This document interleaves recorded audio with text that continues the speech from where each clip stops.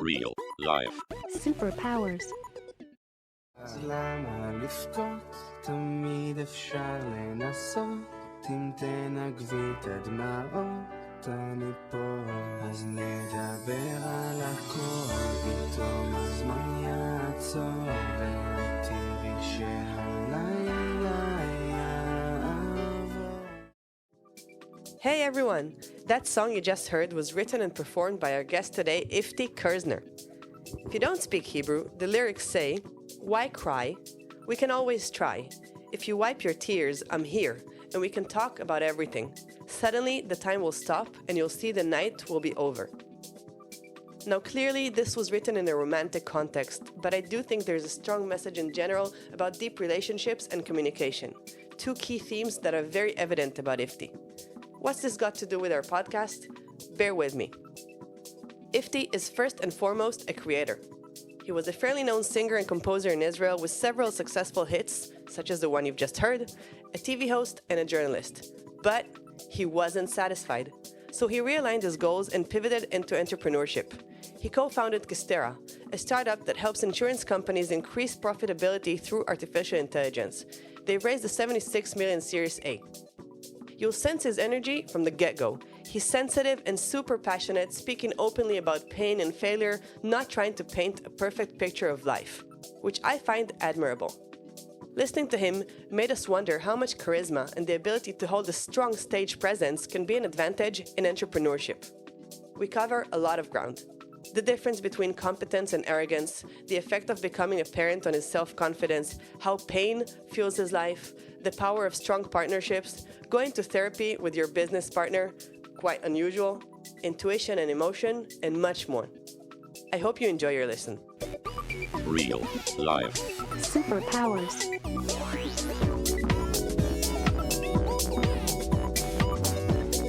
Up in the sky, it's a bird. It's a plane.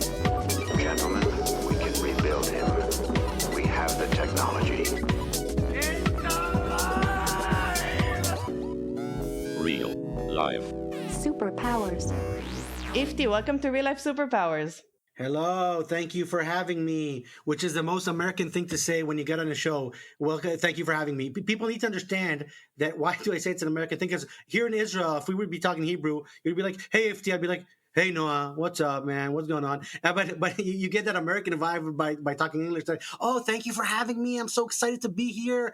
Thank you for having me." All that politeness, which I guess is a good thing because it gets people engaged. So, okay, I'll be the hypocrite. Sure thing. We're so happy to have you as well. Exactly. Oh, thank you so much, Ronan, for having me. I really appreciate it. Thank you, sir. Ifty, I gotta share something. I'm not one who follows popular culture so much. But in fact, your songs are such that, for lack of a better phrase, struck a chord with me. And thank you. And I'm really curious because you really shifted. Do you still write and sing, or is that something that you completely turned your back to? So first of all, thank you. I take that with no cynicism, as we said before. But you know that's funny because that's the difference between business and art. I take art as a very, very pure thing, which I can take that kind of compliment at the most pure sense of it. But then if you would have been complimenting my company, I mean, I also appreciate that. But you always take that with a grain of salt. Like, okay, it's about money. You know, we made a lot of money, so you think I'm successful. So you want to pursue. There's always something weird about that. But so thank you for saying that. And yes, I still write a lot. I write and compose music. I do kind of these demos, which I hope someday I can release for other singers to kind of perform because I don't want to perform them. But it's really a state of mind. Listen, I'm so busy with my company, Kissterra, with our company, mine and my partner, Segev. And it's just, I don't know, you have to come to art from a place of wholeheartedness, I believe. And when you're 150% involved in something like I am in Kissterra, it's really, really hard to produce good quality products, whatever it is, whatever kind of art do you have. So I still do it, but it's a little less often than I would want to. I try to write a lot, but when I say a lot, I maybe twice a year I get to the studio, which is still a lot for me in the way that my life looks like right now. But back in the day, I could go, every other week because I feel so prolific and I feel like I have so many things to say and I feel like my soul wants to scream my my emotions through song, through lyrics and words. I don't get it that often, but I do. I'm, if I may kind of blow my own horn, I think I'm writing the best songs that I've ever wrote today. I know a lot of them were very popular kind of in the last decade that I wrote. And every time that you write a song and you like it, and even if it gets aired now on the radio and it becomes very big, like I was very fortunate to have some of my songs, they were number one on the radio. So every time when that happens, you always tell yourself, oh my God, I am never going to be able to duplicate this again in my life. I am never going to be able to write a bigger song or a better song or a song that's going to move people. And I really worked long and hard on myself to be in a position where I feel confident enough to humbly be able to say, I think I'm writing better songs today, and I actually feel like I've become better. Why is this the time right now, in all you're doing right now, that actually creatively you're saying I'm writing the best? Like, what happened? Because you're not practicing the most, right? I am a lot more confident today at 37 than I was at 17. Now, if you hear an interview of me for the first decade of my career, let's say 18 to 28, when I had a hit TV show, when I was writing number one songs, I thought that I was confident. I thought I knew what confidence was. If you read my interviews or hear me speaking, I'm like, yeah, I'm the shit, I'm this, I'm that.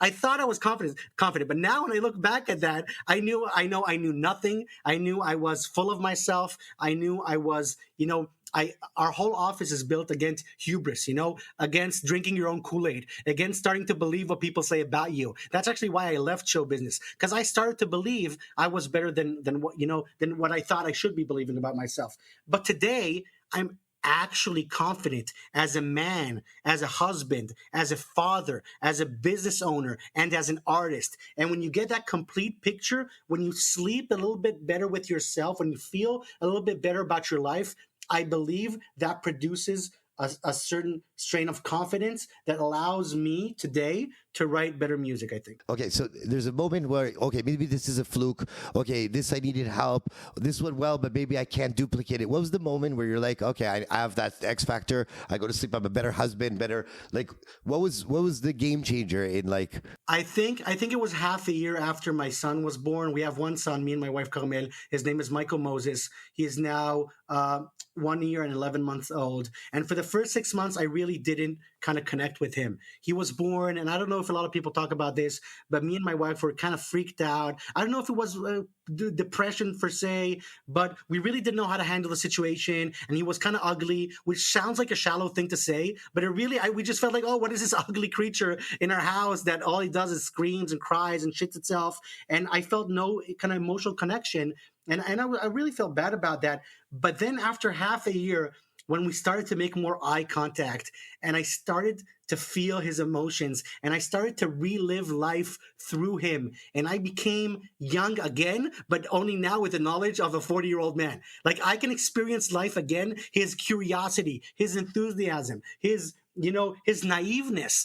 And I can relive that, but now as a 37-year-old man that knows a lot about life. And once I became complete with my son, I became complete with life. And I'm getting emotional now because I think he brought me the gift of actually understanding what matters. And I know it sounds so cheesy, and I'm sorry, because if people are parents, they're going to understand it. And if they're not parents, you won't be able to understand it because there are no words. And this is coming from somebody that uses, I'm a wordsmith. I use words my whole life, but I cannot use enough words to describe what Michael Moses has done to my life. So you're saying that this was like a kind of a mirror, okay, of yourself, like you were looking inside his eyes, and you had the confidence that you have to be you yourself. 100%. That is me at 2 years old. Well, how did that make you confident? Because I see the truth in his eyes, and the truth is love. The truth is opportunity. The truth is life is beautiful. The truth is there's so much to learn and do and to enjoy. The truth is you can look at the sun for 20 minutes and enjoy nature, which I forgot how to do. I got detached from life. I built walls around myself that have to do with business and valuations and partnerships and money. And that's disgusting because Michael Moses sees a flower and he stops to smell it. And once again, I apologize for that sounding cynical, but I am not. Smell the goddamn flowers. It's so hard to do. And I needed him to come back into my life to teach me what really matters. And that makes me a better businessman. That makes me a better husband. And that makes me a better artist, when I get to art. So it's not confidence. What you're actually saying is this: your energy is in the right place right now, where you're just doing what's truthful or good for you, and not for the external values that is not important. Yes, and I'm confident because you can't touch me. You cannot do anything to harm me now because I have my son.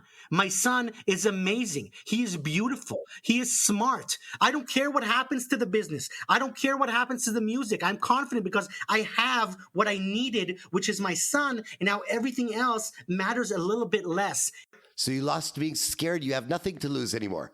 Exactly. I'm really scared about him, and I don't want anything to happen to him or my wife. Especially now with earthquakes coming to Israel, that is absolutely scary. But it really kind of lowered the level of panic or stress that I had in life to the point of, Ifty, you were on this crazy mission of trying to become my dad, in lack of other words, if we have time, to get into that, because everybody kind of follows a role model. So I follow my dad as being, the most successful, kind, honest entrepreneur that I know.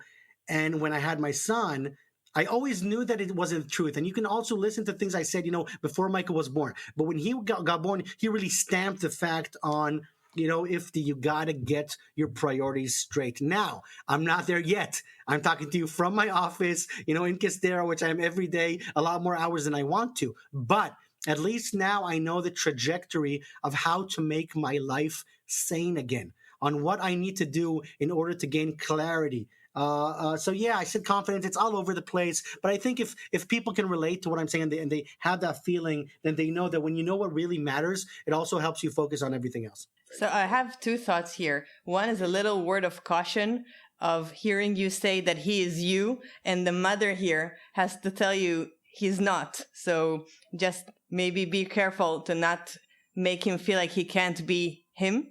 Listen, Noah. His mother, I love her, Carmel, my wife. That little guy is me. I feel his soul and spirit talk to me at night when we sleep next to each other. I know who he is. I know the pain and suffering and struggle that he's going to go through life, because I know what life really is. And I'm going to be there for him, and he's going to be there for me like nobody was ever there for anybody else. And I hope every father feels the same way about their kid. I don't know if that's the case. I hope, but I know him.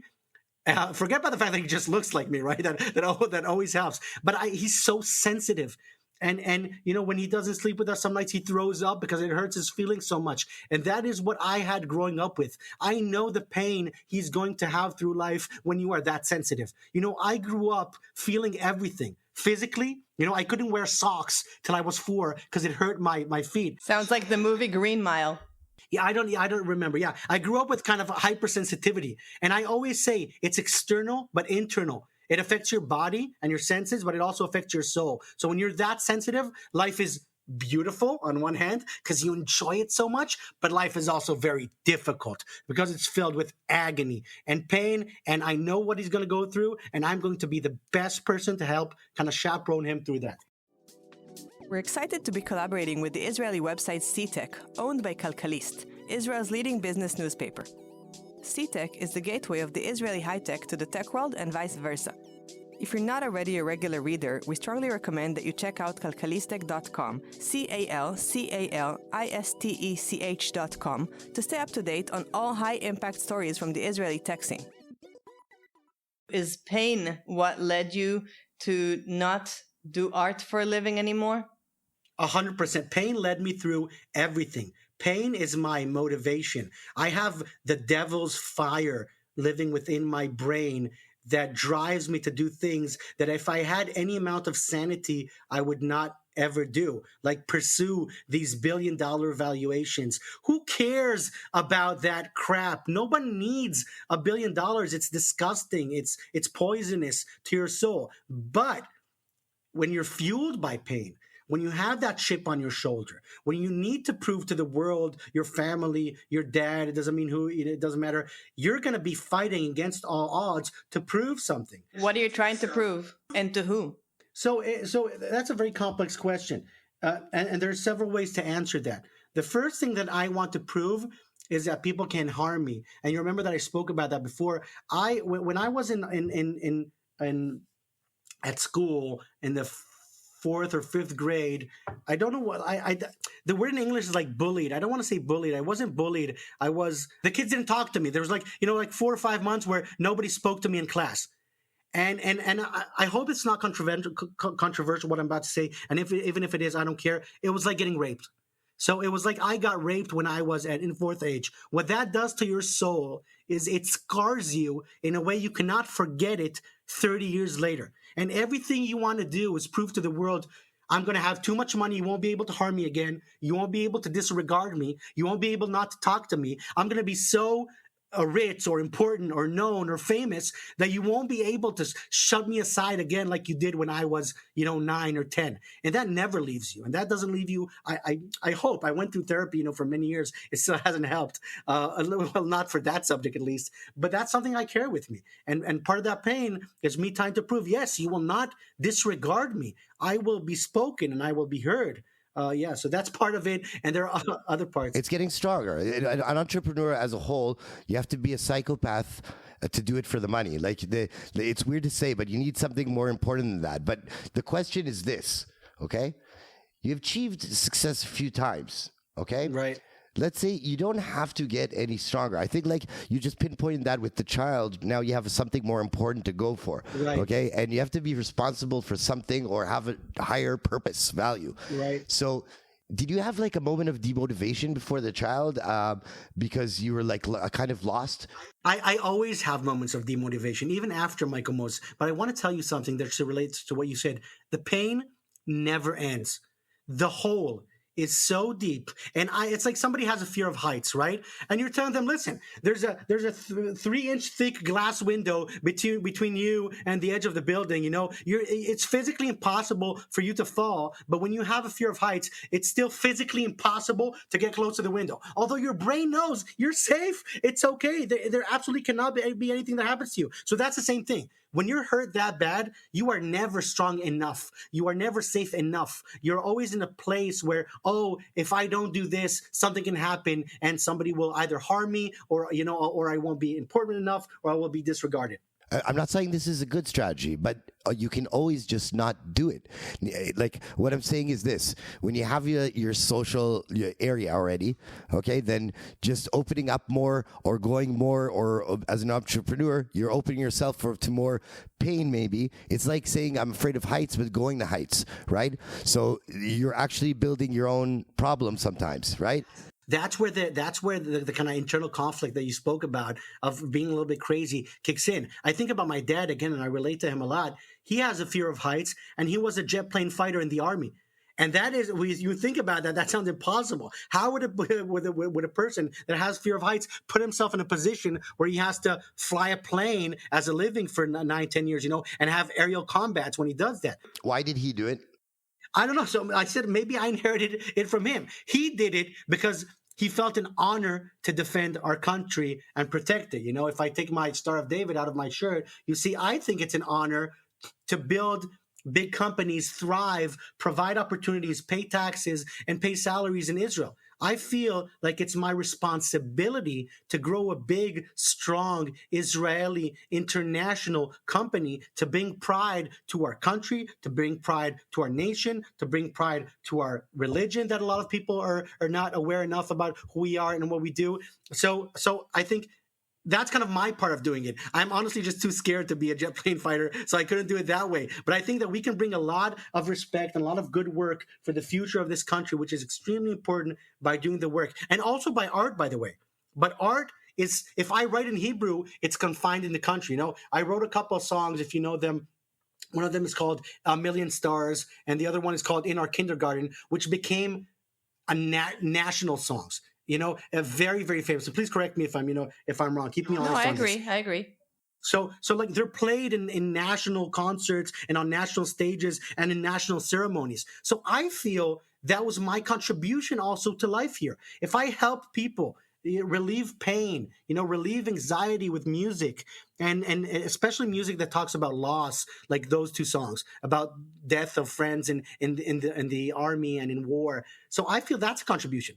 So why not follow through on that? Why not, and if you're saying that Hebrew isn't enough, which I understand because you want to reach more audiences, then why not shift to writing in English? You didn't do that. You decided that you want something else. And I'm really curious what led to that. That's true, because my art isn't real in English. I honor the Hebrew language so much, and it's the language of my grandparents. And I am a very, very family-oriented person, as you can say. I mention my wife, my son, my dad. My grandparents are a huge impact on my life. I don't know if you're going to take a video snap. In my wallet, I always carry a picture of my grandfather. This is my grandfather. His name is Moses. My son is named after him. So I love this guy. And he had to go through the Holocaust to get here in Israel. And he fought, and he had to lose all of his family and my grandmother as well. So who am I not to write in Hebrew, not to build a company in Israel? Who am I not to try to carry my weight in the faith of this nation that my family fought so hard to get here? So when you look at me, now that I talk, I realize this is like therapy for me. That's why I do a lot of these podcasts. There's like a whole wide set of emotions that drive me to do what I do. It's the pain, it's the family, it's my son, it's tradition, it's honor, and all that results in what I hope can be considered as some kind of success.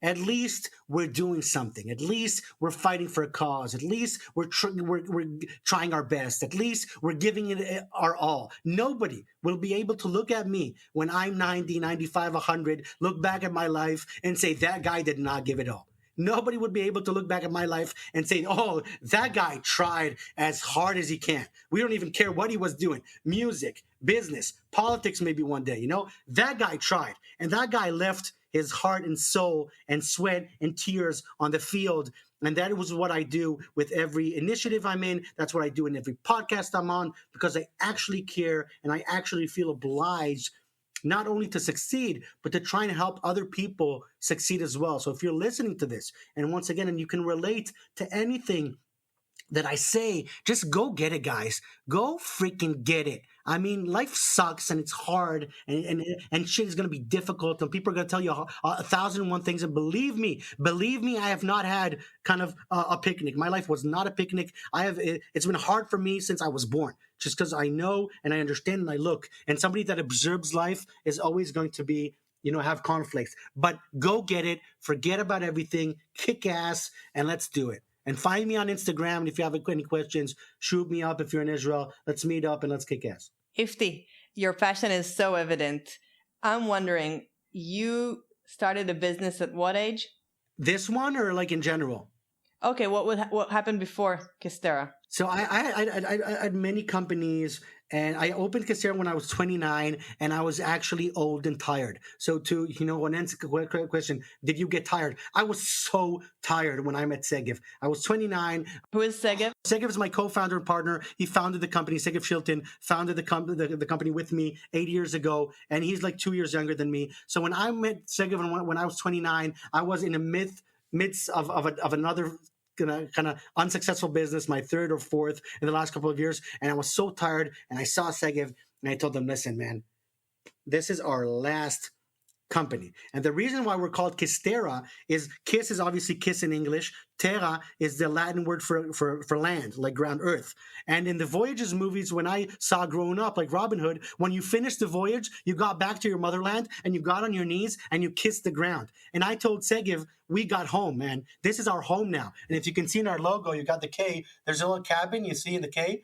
That's the cabin that we got to in our home. And I told Segev, this is the last company, because he had some unsuccessful tries as well. And I told him, together we're going to make it. And this is going to be the last company I ever found, because I'm tired and I want to make it. Like 50 Cent said, get rich or die trying. That's the state of mind that we had. Hustle, grind, make it work. So Kissterra, kiss the ground, get to your holy land, get back there. We're not moving here. We cannot be moved. Like that song, I am the man who cannot be moved. What went wrong with the previous businesses? Long story short, partners. Partners is the most important for me thing in my life. I have never, except music. Well, you know what? That also relates to music. I have never been able to accomplish anything significant in my life by myself. Now, this is very different from some other people that are kind of solo and they know how to do it. I need people next to me. I thrive by having people next to me, and they complete me. And me and Segev, when we met each other, Segev and myself, we completed each other perfectly. I have never seen a more perfect yin and yang. And I spoke with Ronen a little bit about this before going live, because he also knows me and Segev from way back, that how much of a good fit I feel like we were and we are, because we are the exact opposite of each other. We cannot agree almost on anything, but then we complete each other perfectly because we see life the same way and we have the same values. And he's much more analytical and a kind of linear thoughts, and I'm completely sporadic, and I'm more a people's person. He's more a computer person, just to make it exactly kind of simple for everybody to understand. So partnership. When I found the right partner, I exploded on life. So I'll tell you subjectively on my side, because like you a little bit when you were before like younger, what was amazing to me to see, especially as entrepreneurs, and actually you don't see this a lot. I saw two people that were very compatible. Okay, they empowered one another. Like every day, I met you guys even alone each time, but it was great to hear. It's like you talk about family, and you weren't a long time of partners then. But the thing were that both of you were, I think, two of the most focused people in a young age that I saw. Like when it dropped the memory, like from where I got you from, I knew exactly what you guys were looking for there. I remember that everybody was trying to, like, you were two youngsters with a lot of enthusiasm, but you were offered so many things. I remember everybody was like offering you these things, and you were focused on what you guys were doing, even if it was successful or not on that timeline. And why am I saying this? Because you're talking about partnership, okay? And there's something that I believe in, is that you can trust anybody, but you can't trust things that happen around that. It's not always their fault. And the thing is, now you're evolving also as people. Okay. And the focus there. Okay. How do you generate that focus now that you have less time? How do you keep that partnership going? Because that was amazing to see. But if you're with the same person all the time, I can get that. First of all, thank you for mentioning that. And we fell in love with each other, immediately. I met Segev and my wife around, the same time period in my life, and I met the two most important people of my next decade, right? One of them is going to bear my company, one of them is going to bear my child. So I really met them together, and we fell in love, and it takes a lot of work on communication. Both relationships, by the way. And I went to therapy sometimes with both relationships, and they're equivalent, because when you're going to be spending, and first 5 years, I spent double the amount of waking hours with Segev that I did with my wife. I'm talking about all day in the office. I'm talking about the long flights to the United States and the conferences and everything. And we had to develop such a deep level of emotional connection, trust, above all, like you trust your spouse, meaning that even if somebody shows me a video of him, doing something unthoughtful, I'd be like, no, that's not true. That's a level of trust. Not being blind. Yeah, let's differentiate that by being naive and blind. But having that trust in somebody, and it also gets measured along the way, like you said, because there are external influences on a partnership. There are other people involved. There are people providing their opinion, right? Somebody can come in, try to hedge kind of animosity between you guys. But you said something really, I have to, this is important, because I didn't even know how did you approach going to therapy with your partner? Okay. How did that happen? Who offered that? Okay. And what was what was the choice, and what kind of therapy, and what was the solution? Because that's amazing to me, the openness. And I like. So thank you. First, obviously it came from me, because like I said, I'm more of a people's person. He's more of a computer's person. So it never comes from the computer person, the thought of let's do some deep emotional work. It always comes from the people's person. But listen, spending all that time together and having a different mindset on some of the stuff, and having to deal with it was about other people, our relationship with other people. Because like you said, when you involve another person, it becomes a triangle. I mean, we're used to working with each other. Now we have another semi-partner or somebody in our office or something. And if we could not agree on how to handle a certain situation to an extent where we felt like this can become something cancerous for our relationship? Because, between partners, there's always a moment where that cancer starts, or, oh, I actually hate that guy, or I can't believe what he's doing. And then it grows and grows and grows until you kind of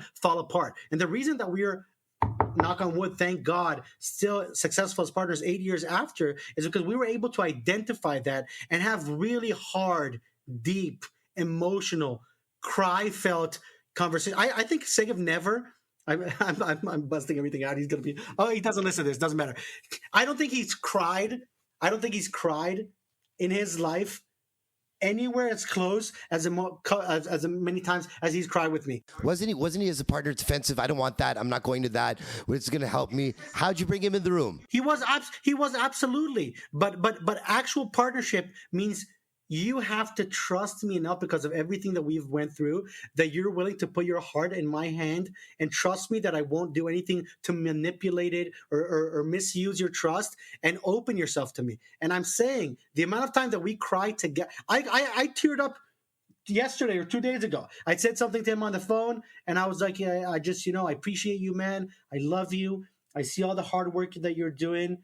And I just wanted to, and I got really coughed up, and we couldn't continue the conversation. He had to hang up because he gets so he doesn't like it when we get emotional. Yeah, you're confused though. You were telling him compliments and crying yourself. No, I was crying because it's a beautiful feeling, and being partners after all these years and being able to talk like this isn't easy, especially when there's a lot of money involved. Guys, we raised $80 million, not to speak about the fact that we were profitable from day one. So Segev and myself, between us, saw a lot of money flowing, and money is the root of all evil. Money destroys relationships. It destroys partnerships. It destroys marriages. It destroys families. So the fact that we were able to still be honest with each other after so much money flowing, through the company, that makes me even more proud. And that's why I teared up yesterday when I was talking to him, because I said, I can't believe we are where we are and we still haven't stabbed each other in the neck or the back or whatever, because that's usually what happens. Was there ever a point that you were like with,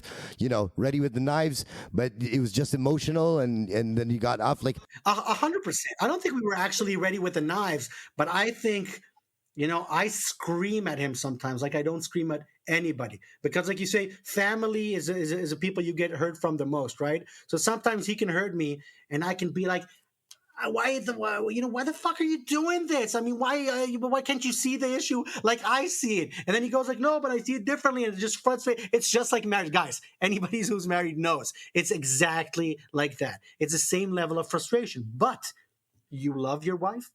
You appreciate yourself being part of a bigger thing, and that's what I appreciate with my partnership about with Segev. And we have a good thing going, and we really like each other and love each other. So there's no reason to let that emotional or momentary stress or even any kind of bad emotion that comes up in that moment, let it ruin everything that's beautiful that you've built around it.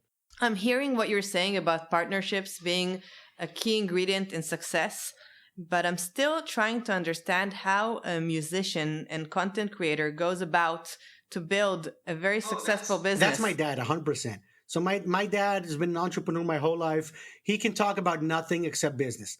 All he can talk about is business. I'll repeat. He is like a business machine. He likes it. That's what he cares about. He loves it. That's what he wants to talk about. That's how he educates you. So I always say, if my dad was like a soccer player, right, a very famous, successful soccer player, and everything that I saw at home from the moment I grew up, since I was 2, was about soccer. Every day we watched soccer. We talked about soccer. We analyzed soccer. Like Americans do about football sometimes. So I saw business my whole life. Business, entrepreneurship, deals, partnerships, contracts. So I was groomed to make business, to do business. And then you went and became a musician. Exactly. And because I had such kind of an affinity for the arts, I went and became a musician. But back then in Israel, I could be very, very famous, like have #1 songs, and then I had my own TV show, but not make a lot of money. Because Israel is a very small country, and B, there wasn't a lot of ways to monetize music back in the day. I mean, all my famous songs, I didn't even put them on YouTube. I didn't understand what YouTube was. I was like, why do you need YouTube? There's like a Channel 24, which was Israel's MTV. I'm like, what's the internet? I'm that guy, right? I'm that guy that missed on the internet and said, yeah, I don't understand what that has to do with art. So I was very famous, I had a lot of popular songs, TV show, but I couldn't make enough money. And then my dad, when I was like 24 or 5, was like, hey, you know what, son?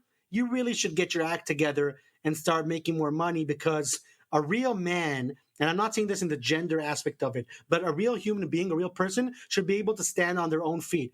So you shouldn't be taking money from your family. You shouldn't be living in our house anymore. You really need to be able to provide for yourself. And when you have your own wife and kids, you should be able to provide for them. Just like in the movies, just like in the movies. And that really spun me out of the entertainment business, which, by the way, I was looking for an excuse to leave anyway, because like I told you guys before, because I couldn't handle that emotionally, like the roller coaster and all the just, everybody's talking about you and looking at you, and you start believing yourself that you're so cool and you're so amazing and you're so awesome. I never wanted to live like that. And if your dad was supportive of this, do you think maybe it would have been a different sentiment for you? 100%. So it's about him. It's nature versus nurture. It's the oldest kind of argument in the book. I am a result of my DNA and where I grew up at, and it's a combination of both.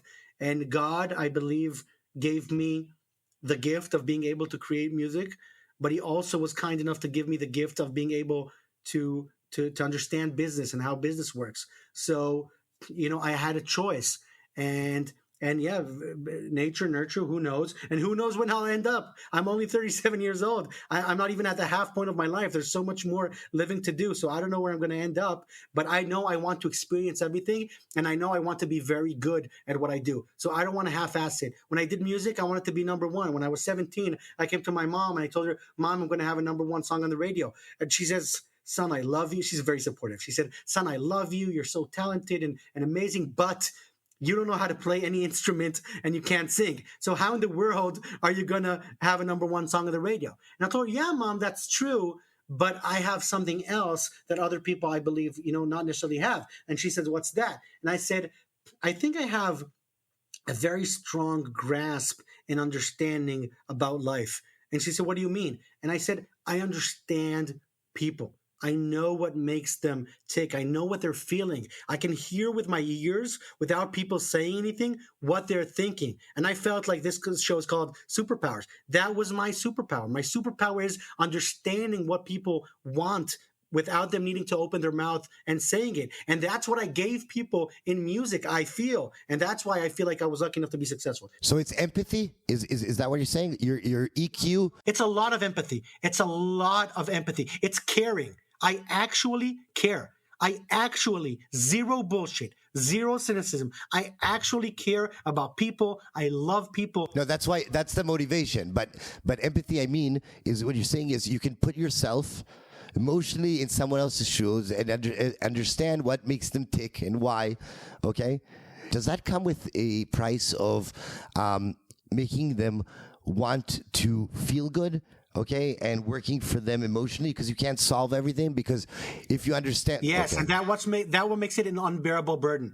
That's what put me in therapy since I was 13. That's what put me on. Dan Shilon, Magal with Dan Shilon, it's an Israeli TV show. It's very famous. I was there when I was 10 years old, speaking about politics with former Prime Minister Yitzhak Rabin, who got assassinated. I was 10 years old, sitting on the highest rating TV show in Israel, talking about politics instead of being out playing soccer with my friends. Because I was concerned about things that a kid wasn't supposed to be concerned with. So empathy is a great trait, but it also comes with a toll. And if you think about that song that we spoke about before, A Million Stars, it's a song that was written from the eyes of Amit Farkash, who is Tom Farkash's sister, who is the soldier that died, got killed in the war, who was my friend. And a lot of people till today think that she wrote that song. And the reason why they think that she wrote the song is because it was written in first tense, so it was written like she's speaking it, and it was so believable. Every word in the song, people said, like, I can't believe not his sister would write this. And that's where I see empathy, right? Is I can understand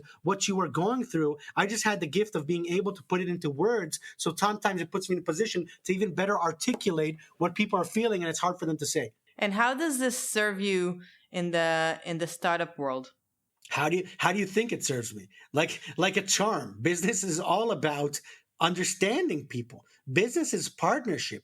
My business. I don't believe business is elbowing people and throwing them off for running trains. I believe business is partnership, making money together.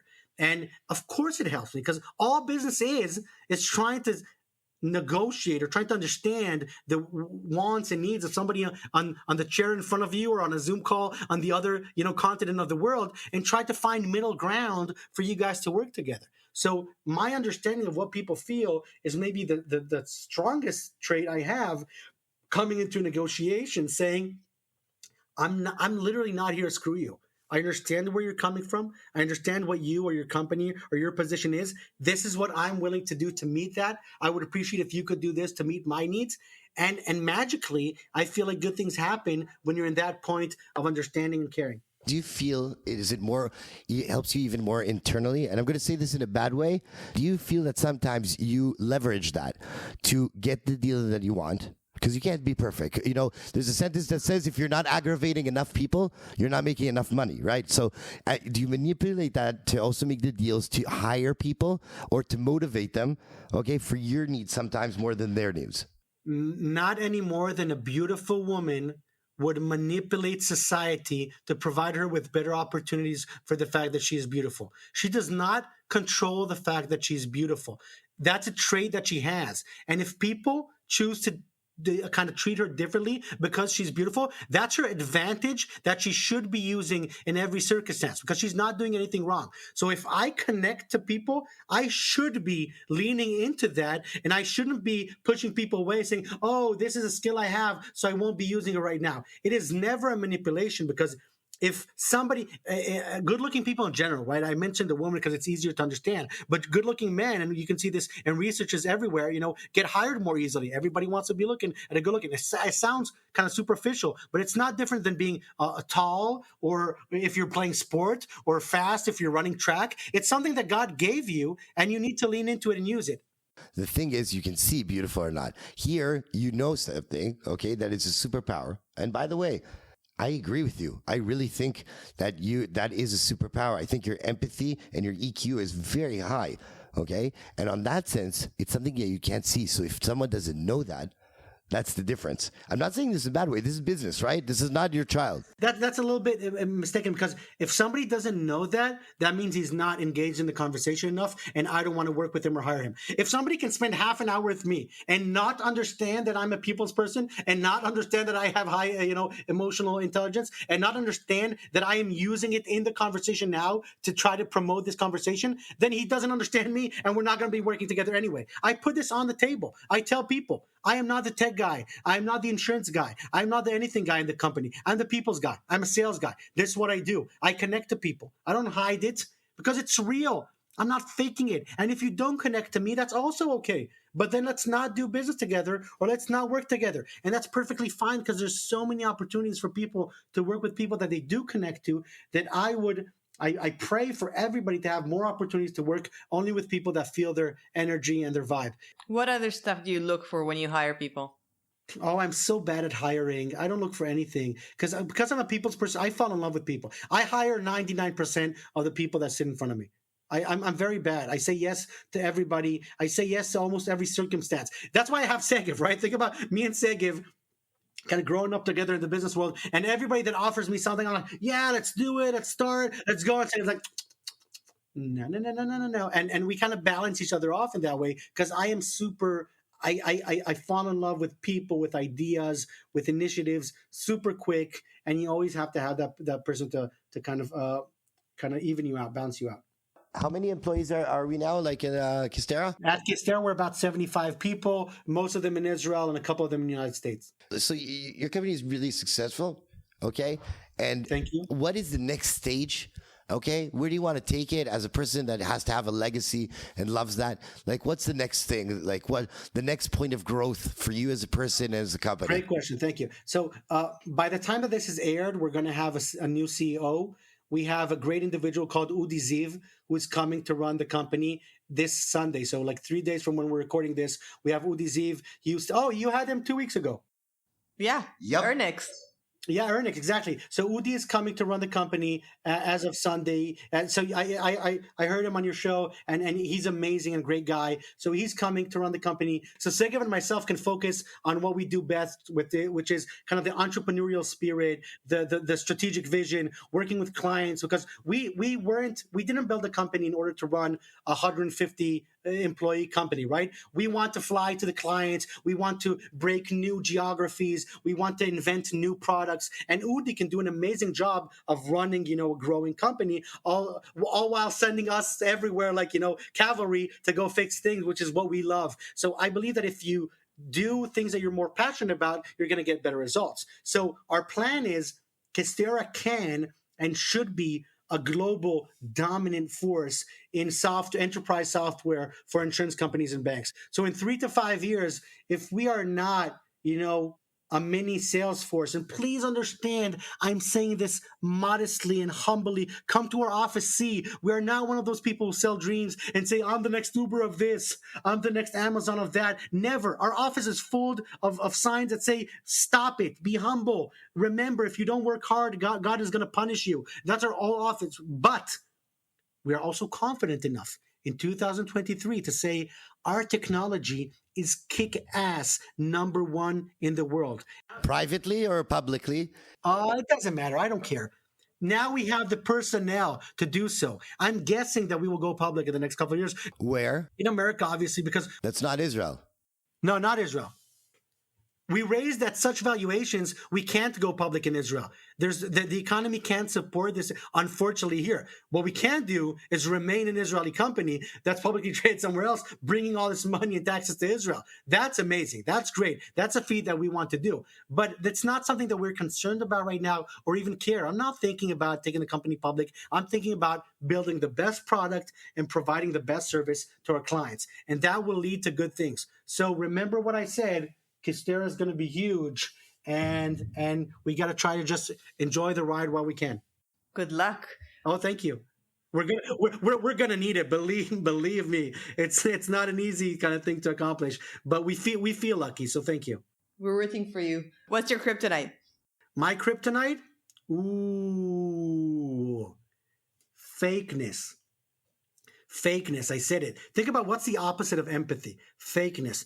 Business is full of fake people, fake motives, fake interests, fake friendships. I hate that. That hurts me. That hurts my soul when people mistake my empathy for what it was implying of you're just trying to get an angle on me. I hate when people act like they're my friends when they're not. I hate when people get offended by me trying to get nice because it's not politically correct to actually care or ask people personal questions, right? We live in a world today that if I ask, you remember what I actually did, Noah, before we started the recording? I asked you how old you were. You remember? That's almost illegal today in the United States. I swear.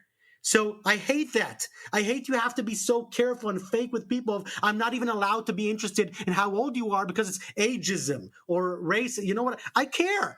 Where's your family from? You know what I mean? It's like, I want to ask questions because I want to know people. And I hate a world in which that becomes impossible. Only ask me questions that are about business and don't talk to me about anything. So it would be vulnerability. My vulnerability? Yeah, that would be the kryptonite. The kryptonite would be vulnerability. Yeah, because I lose it then. I lose it. I lose faith. I get depressed. If I know people were unfaithful or lied to me or don't see the world as I do and just want to keep it at an arm's length and we don't really care, we're just talking to you because it's money, I get completely shut down. I lose my energy, I lose my ability to make a connection, and I become a very bad version of myself. What an amazing equation of an artist who goes into business with his genuine soul. Well, and keeps it. It's a reason that stays more than the mission of money. Ifty, I'll tell you this. You guys, you already succeeded and you'll do it again. And you're passionate and just a gem on talking and making the best out of everything. And I loved what you said also, your son, like just live breathing that. Thank you. But what I'm saying is, I wish you the best of luck. Just keep on making the art of making also the money and challenging, things, the legacy and staying genuine to that. Because the rest, you guys are rock stars. Okay. Thank you so much. And keeping it Israel, right? We're here. I heard the IPO. I'm challenging you. You can do it. You can be a checkpoint. I'm honored to be here. Keep it here. Stay here with my family. Pay taxes. Not take my money abroad. I know there's a lot of conversation about that right now. We have one country, and we have fought for generations to get here. So if I can end on something, God bless us. God bless everybody that supports us and helps us accomplish everything we're doing. Thank you guys for your genuine support. I can see you're genuine. And like I said, we will meet again, very small ecosystem, and hopefully get to do things in the future together. Thank you, Ifty. You're awesome. Thank you guys. You too. Thank you very much. That's all for today's episode. We hope you enjoyed it. If you did, please consider subscribing to our podcast so you never miss an episode. Also, if you have a moment, we would really appreciate it if you could rate and review our podcast on the platform you're listening to. This will help others find our show. And as always, if you know anyone who you think would enjoy our podcast, please share it with them. Thank you so much for listening. We'll be back as usual on the 1st of the month. Real life. Superpowers.